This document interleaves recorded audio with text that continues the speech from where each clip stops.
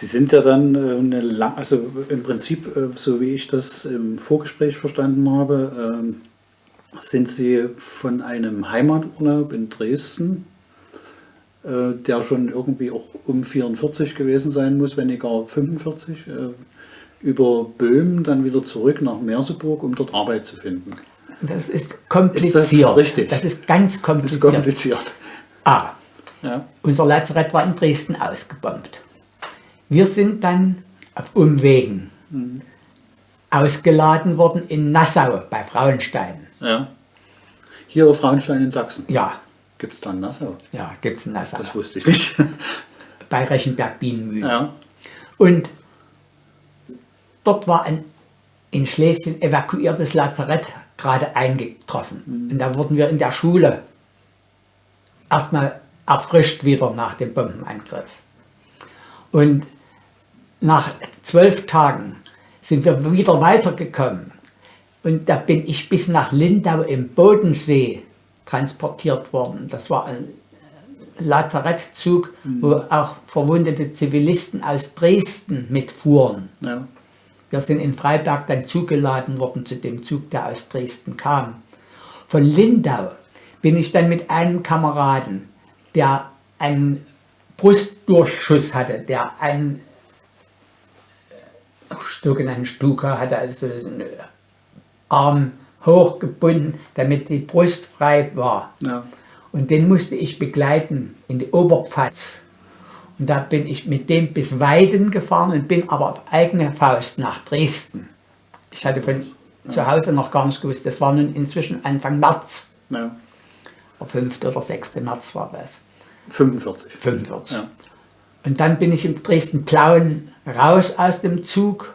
Wir mussten in Chemnitz doch 2 Stationen laufen und da lief ich noch an Krücken. Und dann bin ich nach Hause und da habe ich zu Hause dann erstmal wieder Luft geholt, dass zu Hause nicht kaputt war.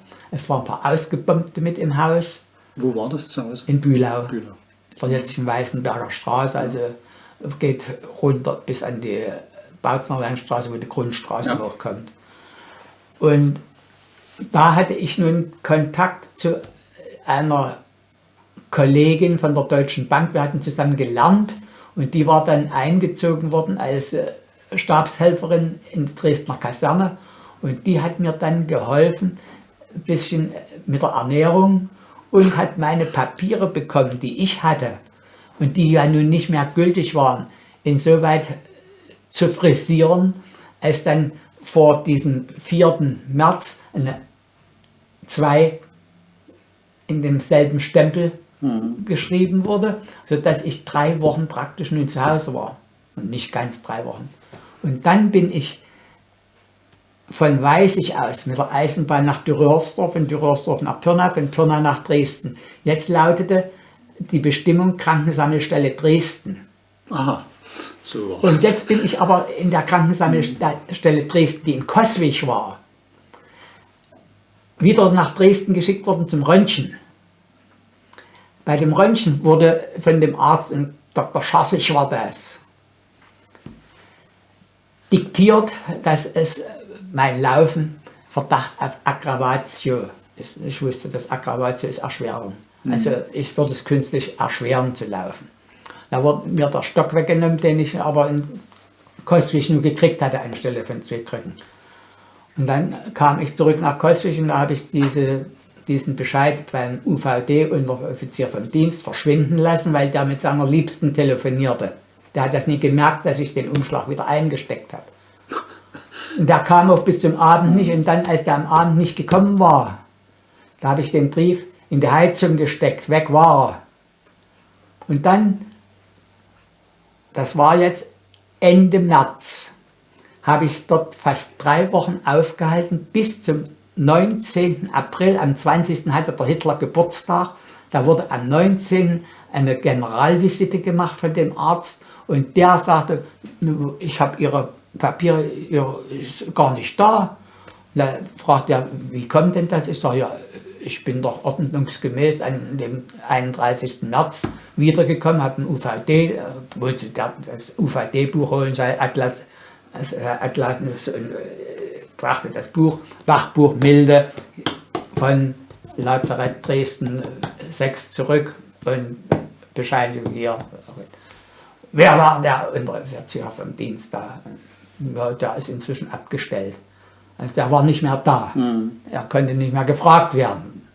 Und dann sagt er, Sie kommen heute Nachmittag mal zu mir, in die Sprechstunde. Naja, da bin ich hin. Das mir sagen mal, wie Sie das gemacht haben. Und da habe ich dem das aber so haarklein erzählt, wie ich Ihnen das jetzt erzählt habe. Und er sagt, das ist ein tolles Stück. Und dann drehte der sich rum zu seinem einarmigen Schreiber und sagte, sagen Sie mal, gestern ist doch Elsterwerda gefallen, also in russischer Hand. Sagte der Mann, ja, Elsterwerda ist gefallen. Ich schicke Sie nach Elsterwerda, verstehen Sie? Sie dürfen sich aber nur 3 Tage in Dresden aufhalten. Dresden ist zur Festung erklärt worden. Sie wurden sofort zur Festungsbesatzung eingezogen. Sehen Sie zu, wie Sie weiterkommen. So ein fixes Kerlchen wie Sie kommt schon durch. Und da bin ich dann nach Dresden nach Hause. Meine Eltern wollten gerade nur an Hitlers Geburtstag packen, um am 21., wo mein Vater Geburtstag hatte, nach Quorn bei Kreischa zu kommen. Und da bin ich mit in den Kreischa. Da fiel es natürlich auf, dass ich in Uniform war und einen Handwagen mitschob, aber einen Stock noch mit hatte. Da habe ich mich dann aber, damals waren die Nazis noch da. Ja. Und der Ortsbauernführer in Quorn, der guckte mich schon ganz schief an, dass ich dort mal übernachtete. Und bin ich den anderen Tag nach Diepoldeswalde. Da bin ich bis hoch, bis zu 170, am Rundteil oben. Ja. Und da habe ich Anhalter, Motorradfahrer, der auf seinem Sozius niemanden drauf hatte, Soldat auch, der war Melder, dass bei Bautzen eine Schlacht geschlagen war, wo die Russen wieder zurückgeschlagen worden sind. Da habe ich mich in Diepoldeswalde gemeldet. Diepoldeswalde schickte mich jetzt nach Teplitz-Schönau. Und da bin ich nach Teplitz-Schönau. Dort musste ich dann Arbeitsdienstjungs von 16, 17 Jahren noch ausbilden. Und was haben wir gemacht? Wir hatten ja keine Gewehre oder sowas. Wir haben es ins Gras gelegt und haben gesungen. Das war Oberschleser. Das Oberschlesien war schon längst perdu, das war schon längst weg. Und da ist dem rausgekommen, dass ich eben dort war. Und dann kam der 8. Mai. Da haben wir früh von der Kaserne in Teplitz Abschied genommen. 3-faches Hurra, Hurra, Hurra. Und dann haben wir uns, ich nicht, die meisten haben sich besoffen, die Älteren. Und dann sind wir auf die Straße Richtung Protektorat. Und da sind wir bis Berlin gekommen und Tiefflieger hatten uns schon längst auseinandergejagt. Also ich war dann alleine und dort wohnte eine Tante von mir, deren Mann gefallen war. Und da kriegte ich Zivilklamotten und am 9. Mai konnte ich in Zivilklamotten nun losgehen. Und das ist nun die große Odyssee geworden. Am Ortsausgang von Bilin, Bilina heißt das, ist ein Kurort gewesen damals, da hielt mich ein Tscheche an und ich sagte, ich bin Deutscher, ich will nach Hause, ich habe hier hinter Bilin in Kutterschitz gearbeitet. Wohin willst du da? Der sprach auch Deutsch und ich sage, ich will nach Merseburg. Und da hat er mir auf dem halben Feldpostbrief, das waren solche Feldbriefe, in Tschechisch geschrieben, der milde Horst will nach Merseburg und Narodny Výbor drunter, also nationale Wache, ja. Und eine Unterschrift dazu. 9. Mai habe ich da, also könnt ihr sehen. Und mit dem Ding bin ich los. Und da habe ich aber gesehen, dass solche kleinen Trupps, wo sie zu zweit gingen, ja. Von Polen abgefangen wurden, oder ukrainischen Fremdarbeitern, also Zwangsarbeitern halt natürlich. Und kurz und gut, die wurden zusammengetrieben dann. Und ich bin alleine gelaufen und sah das dann. Und die wurden in den Hof geführt. Und auf dem Hof, da stand ein großer Leiterwagen mit lauter Klamotten drauf.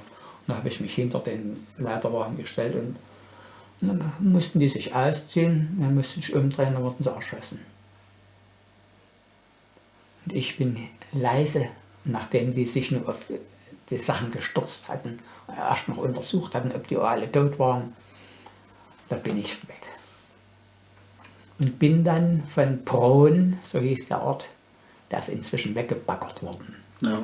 Ich bin mit meinem Sohn nämlich 1968 vor dem Russeneinmarsch nochmal mit dem Fahrrad die Strecke abgefahren, die ich damals in Böhmen gelaufen bin. Und da habe ich das Prohn eben nicht mehr gefunden. Die Straße, die hörte vor Prohn auf. Und da sind wir aber in das Kohlengebiet rein und sind genau in Brüx rausgekommen. Und die Straße zwischen Prohn und Brüx, das war das Erlebnis, wo ich die Russen erlebt habe. Wo die Russen dann in ein Gehöft reingingen, 2 Frauen rausbrachten und die legten sie auf ihren Panjewaren und vögelten sie. Also vergewaltigten sie. Ich habe dort im Straßengraben gelegen, damit die mich nicht erst erblickten, denn das war eine Parallelstraße, und bin dann vorwärts gerobbt, hatte aber ein bisschen Verpflegung von meiner Tante mitgekriegt und hatte auch noch aus Teplitz Schönheit 200 Zigaretten in einer vollen Packung. Und das Rasierzeug hatte ich noch, mehr hatte ich nie. Und Wäsche zum Wechseln oder sowas gar nicht, aber Rasierzeug, Zahnputzzeug hatte ich noch. Und weil das in den Brotbeutel reinging. Ja. Und da kam ich mal mit dem Kopf ein bisschen hoch, da pfiffen die Kugeln gleich. Da hatten die wahrscheinlich schon gemerkt, dass da einer unterwegs ist, obwohl ich mich nicht groß gezeigt hatte.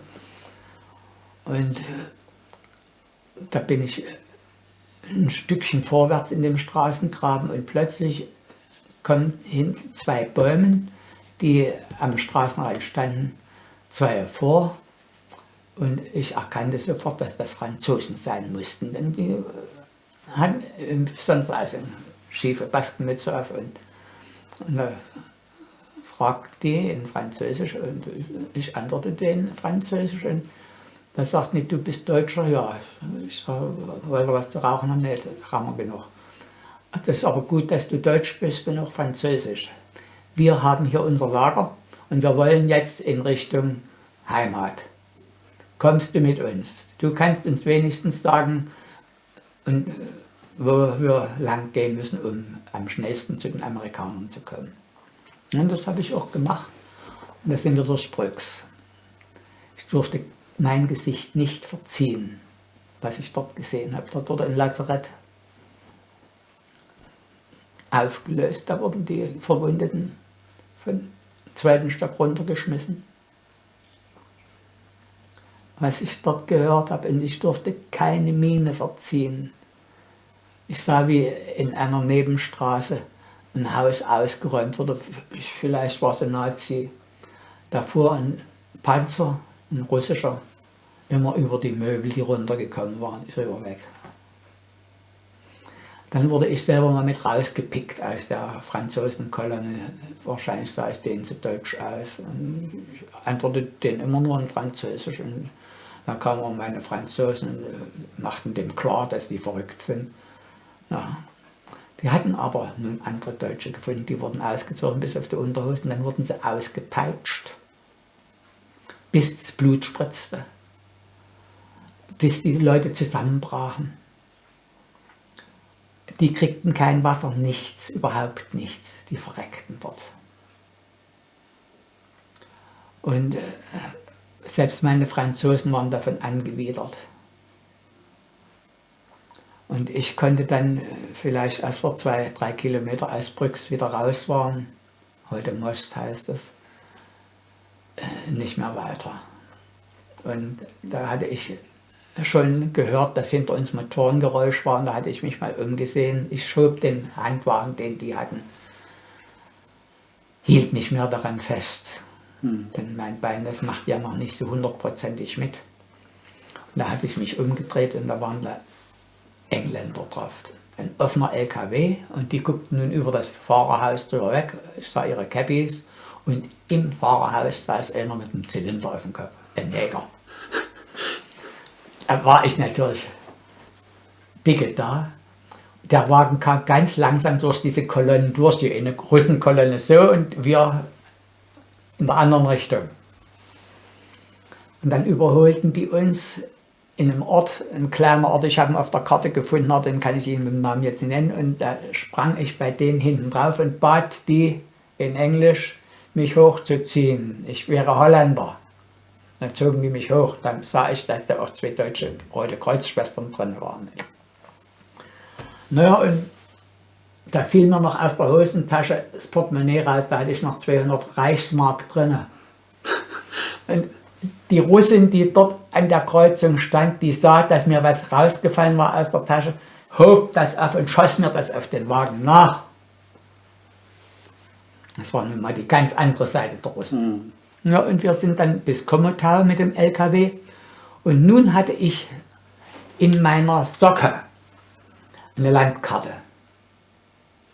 Die ist auch bei Kontrollen nie gefunden worden. Und die habe ich heute noch als Reliquie aufgehoben. Und da konnte ich denen sagen, wo wir übers Gebirge kommen, nämlich in Sebastiansberg nach Marienberg. Und da waren die 2 Schwestern vor allem glücklich, weil die aus Marienberg waren. Aber die wussten den Weg nicht. Und nun hatte ich mich entkartant, hatte denen aber die Siegfriedlinie vorgesungen, den Engländern, und dass ich ein Deutscher war und dass ich ein verwundeter deutscher Soldat war. Und da haben die aber gesagt, du bist ein guter Kamerad und dich nehmen wir mit. Und da sind wir nach Marienberg zu der Mutter von der einen Schwester, und die war glücklich, dass die ihre Tochter wieder hatte. Und da hat die uns auch noch Karnickelfleisch gegeben, was aus eigener Produktion war, damit wir was zu essen hatten und vor allem was zu trinken. Und da sind wir dann in der Dunkelheit weitergefahren bis nach Chemnitz, und Chemnitz war sozusagen Niemandsland. Ja. Und kurz vor Chemnitz ist ein Ort namens Mittelbach, der gehört inzwischen zu Chemnitz, und dort waren die Amerikaner. Und nun war natürlich die Freude groß, die Engländer waren frei, und ich sagte den Amerikanern, dass ich deutscher Soldat war, und ihr sollt euch freuen, dass ihr befreit seid. Und die Amerikaner haben mich dann in den Keller gesperrt, da war aber schon kein Platz mehr drin, bloß auf so einem kleinen Bierfass war gerade noch oben Platz, dass ich mich hinsetzen konnte. Ich bin da eingeschlafen auf dem Bierfass, bin noch nie runtergefallen. Und wenn ich runtergefallen wäre, wäre ich weich gefallen, weil da überall welche lagen. Dann bin ich aber als letzter am frühen Morgen wieder rausgekommen. Die Amerikaner standen 2 Mann links und rechts der Türe. Und ich ging auf den Mann rechts dann zu und sagte, du, sag mal, Kamerad, wo kann ich mich rasieren? Guckte der mich groß an, dass der Englisch angesprochen wurde. Und er sagte, pass mal auf, hier nimmst einen Besen im 1. Stock, also First Floor, dort ist mein Zimmer, und das machst du sauber, und was du dort zu essen findest, das kannst du essen, kannst rasieren. Und dann, als ich wieder runterkam, da war ich voll gefressen und war auch auf dem Klo gewesen, also wunderbar rasiert. Und da sagt er, du wirst gebraucht. Du musst deinen Leuten jetzt in Deutsch sagen, dass ihr alle nach Chemnitz an die Russen ausgeliefert werdet, weil ihr von der Ostfront kommt. Und wir nehmen bloß die am Westen waren, und die haben wir alle schon hinter uns. Aber ihr werdet an die Russen ausgeliefert. Na ja, sagte gut.